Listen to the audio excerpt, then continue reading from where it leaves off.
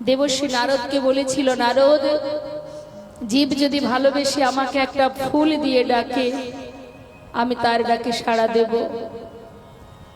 দেবর্ষী বলেছিলেন, দয়াময়, এদের কাছে যদি ফুল না থাকে কি দিয়ে তোমায় ডাকবে, কেমন করে ডাকবে? প্রভু বললেন, যদি তুলসী পাতা দিয়েও আমাকে স্মরণ করে আমি সাড়া দেব। যদি তুলসী পাতাও তাদের কাছে না থাকে, প্রভু বললেন, বেশ, তাহলে যদি একটু গঙ্গার জল দিয়ে আমাকে স্মরণ করে। দয়াময়, যদি গঙ্গার জলও জীবের কাছে না থাকে, প্রভু মৃদু হেসে বললেন, তাতে আর দুঃখ কেন? এই জগৎ তো আমারই সৃষ্টি, আমার সৃষ্টি যা কিছু সেগুলো আমার প্রয়োজন নেই। আমার ভক্তরা আমার সন্তান, তারা যদি আমাকে ভালোবেসে, তাদের দেহে যে দুটি নয়ন, আমি যে নয়ন তাদের দিয়েছি, এই নয়নে একটা নয়নে দিয়েছি গঙ্গা আর একটাই দিয়েছি যমুনা। সংসারের জন্য ওরা সারা জীবন কাঁদে, আর যদি শুধুমাত্র আমার জন্য দুফোঁটা বাড়ি বরিশন করতে পারে, দুফোঁটা চোখের জল যদি দিয়ে বলতে পারে, প্রভু আজ থেকে আমি তোমার আর তুমি আমার, রিবন আর কিচ্ছু নয়, আজ হতে আমার যা কিছু সবই তোমার আর তুমি আমার, চিরতরে বাধা পড়ে যায়। কারণ ভক্ত আমার মাতা, ভক্ত আমার পিতা, ভক্ত আমার গুরু, আদর করে নাম দিয়েছে আমার নাম বাঞ্ছা কল্পতরু। ভক্ত দিলে খাই, না দিলে আমি উপবাস যাই। ভক্তের হাতেই প্রেমের ডুরি, ভক্ত আমাকে যেদিকে ঘোরায় আমি সেই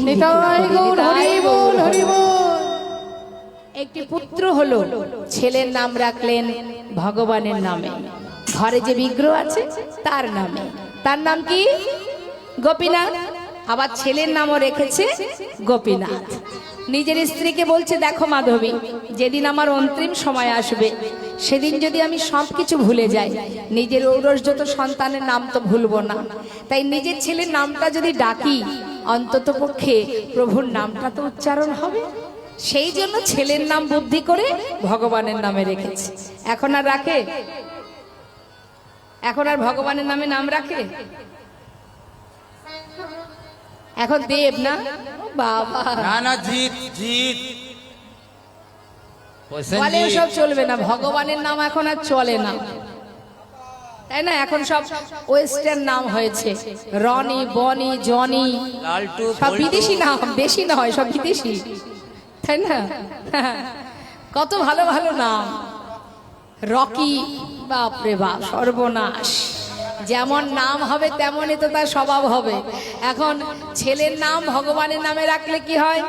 আপনারও মঙ্গল, আপনার সন্তানেরও মঙ্গল। দিনান্তে একবার হলেও, 5 বার হলেও ছেলের নামটা তো ডাকবেন, ডাকতে তো হবে, আর ডাকা মাত্রই তো তার নামটা উচ্চারণ হবে, এটাতেও উপকার। ভগবানের নাম তুমি যেভাবেই মুখে উচ্চারণ করো না কেন, তাতেই তোমার কল্যাণ, তোমার মঙ্গল।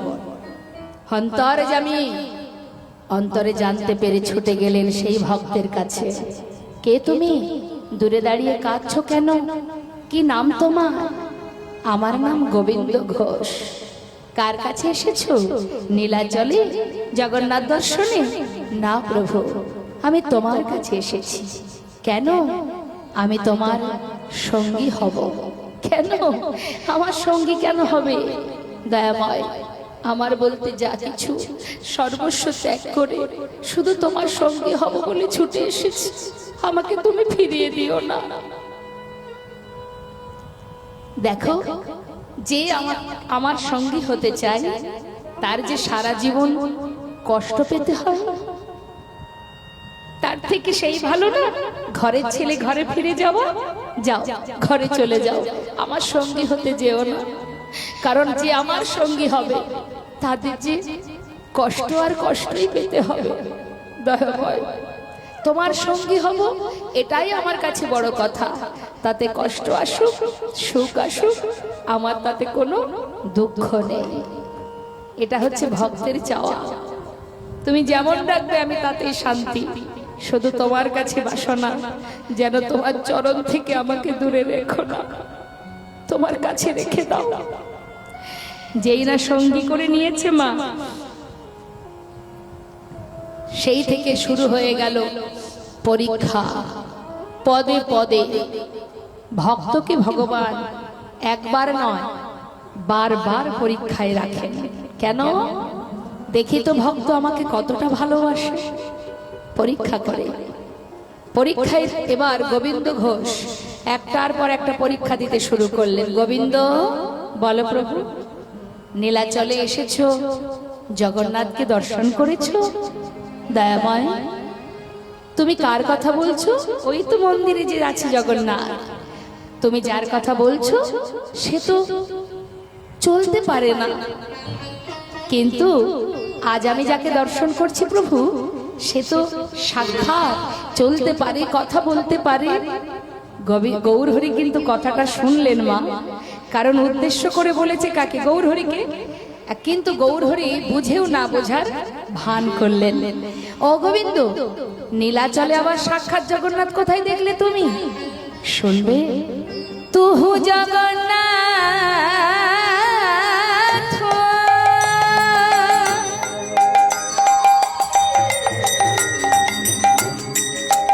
ও গদয়া,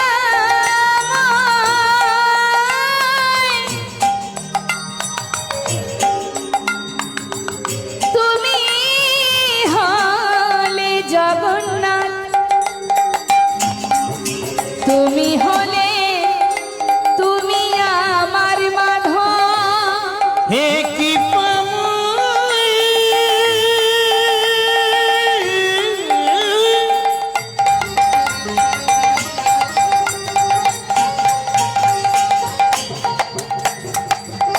তুমি হলে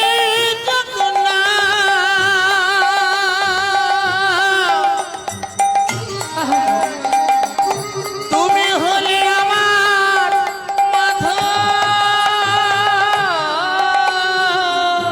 তুহু জগন্নাথ এ জগতে কাহায় আসে, জগ বহি নাহি মোর ছাড়ে। মাধব কহু তুমি নতি করু তোই, হে মাধব আমি ওই চরণে সব সপেছি, ওই চরণে সবে সপেছি। প্রভু আমা বলিতে কিছু রাখি নাই গো, আমি ওই চরণে সব সপেছি। আমা বলতে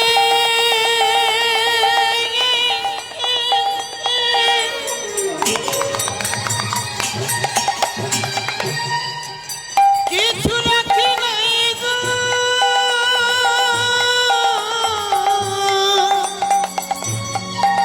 তোমার ওই চরণে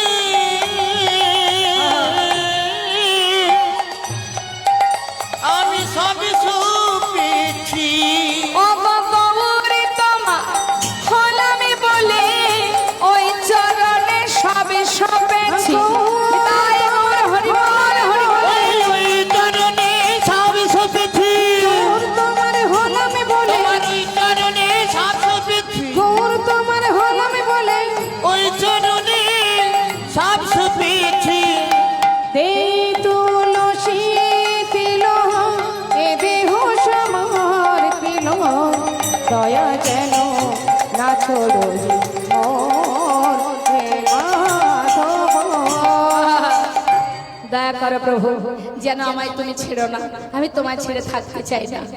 সঙ্গী করে নেওয়ার পর মা এবার প্রভু বলে উঠলেন, শোনো ভক্ত, আজই নীলাচল ছেড়ে আমরা কয়েকদিনের জন্য একটু তীর্থে যাব। তুমি যাবে? হ্যাঁ প্রভু। তাহলে চলো, ভক্তগণকে নিয়ে প্রভু আমার যাত্রা করলেন। নীলাচল ছেড়ে যাচ্ছে মা, নানা তীর্থ ভ্রমণ করবেন। এখন যাত্রা করেছে যখন, পশ্চাতে অগণিত ভক্তগণ আসছে, তো প্রভু বলছে শোনো, এইভাবে গেলে তো হবে না, তীর্থে যেতে গেলে মুখে নাম করতে করতে যেতে হয়। তা তোমরা সবাই মিলে আমার সাথে কৃষ্ণ নাম গাইতে গাইতে চলো।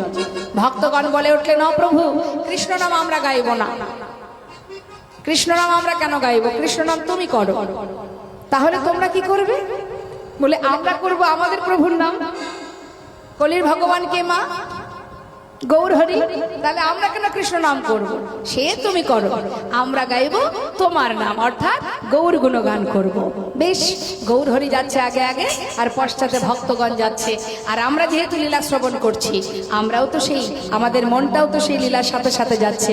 তাহলে চলুন দেখি আমরা সবাই মিলে গৌর হরি পশ্চাতে গৌর নাম জপ করতে করতে সবাই মিলে যাব। কষ্ট হচ্ছে নাকি? কষ্ট হচ্ছে না তো? কষ্ট হলেও কিছু করার নেই, এই তো সুযোগ। এই সুযোগে যে যতটুকু ভগবানের নাম করতে পারবেন, চিত্রগুপ্তর খাতায় সব কিন্তু তোলা হবে। সেখানে গিয়ে যখন বিচার সবাই বিচার হবে, তখন বলতে তো পারবেন, দুবাহু তুলে হরিবাসরে হরি নাম কীর্তন করেছিলাম। কিছু তো করতে হবে, খালি হাতে তো যাওয়া যাবে না। তুলুন দেখি সবাই মিলে হাত। গৌর হরি বল, গৌর হরি বল, গৌর হরি বল, গৌর হরি বল, একবার গৌর হরি বল, হরি হরি বল। একবার গৌর হরি বল, হরি হরি বল। একবার গৌর হরি বল, গৌর হরি বল। একবার গৌর হরি বল, গৌর হরি বল। একবার গৌর হরি বল, হরি হরি বল। একবার গৌর হরি বল, গৌর হরি বল। গৌর হরি বল, গৌর হরি বল। হরি বল, হরি বল। সমস্ত ভক্তগণ গৌর হরি পাঁচু পাঁচু যাচ্ছে, গৌর নাম গাইতে গাইতে, আর গৌর হরি কৃষ্ণ বলতে বলতে যাচ্ছে। বেশ কিছুটা পথ যাবার পর ভক্তরা দেখছে, হায় হায় কপাল, প্রভু তো অনেক দূরে এগিয়ে গেল।